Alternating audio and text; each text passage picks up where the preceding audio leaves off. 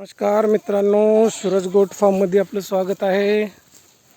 मित्रांनो, आपल्या 9 बकऱ्या जणल्यात.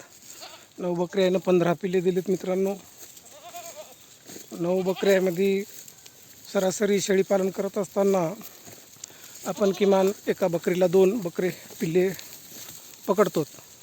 पण निसर्गाची देण आहे मित्रांनो, एक बकरी अशी 2 पिल्ले देईल असे काही नसतंय. एक बकरी एक बी पिल्लू देऊ शकते, 2 बी देऊ शकते, 3 बी देऊ शकते. त्याच्यामुळं एका बकरीला 2 पिल्ले असे कंपल्सरी होतील असं काहीच निश्चित सांगता येत नाही. कारण बकरीच्या पोझिशनवर अवलंबून असतं की बकरी 1 पिल्लू देते का 2 पिल्लू देते. ज्यावेळेस बकरी गाभा जात असते त्या पिरियडला तिची बॉडी स्ट्रक्चर कसं आहे याच्यावर अवलंबून असतं मित्रांनो, की बकरी आपली 2 पिल्ले देणार आहे का 1 पिल्लू देणार आहे. म्हणून कधी बी कोणी बी सरासरी ढोबळ मनानं गणित लावते की 1 बकरी 2 पिल्ले, 10 बकऱ्या 20 पिल्ले. तसं काही नसतं मित्रांनो. त्याच्यामुळं बकरीची तब्येत चांगली सांभाळा, बकरीला सकस आहार द्या, सकस चारा, सकस खुराक, संतुलित खुराक द्या मित्रांनो. 100% आपल्याला बकरी 2 पिल्ले देईल, 3 देईल, कदाचित कधी 2 तर कंपल्सरी देते.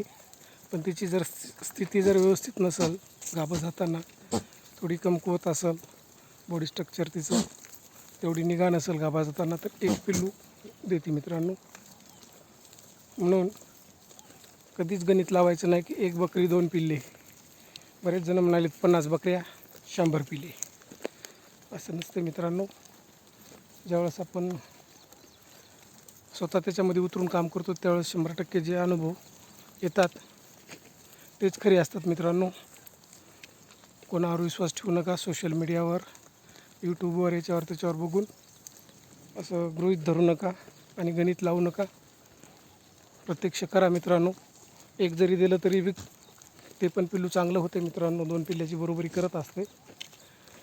परंतु असं वहीवर गणित मांडत असताना खूप मोठे मोठे आकडे दिसतात आणि स्वतः प्रत्यक्ष करू लागलो त्या पिरियडला आकडे खूप छोटे असतात.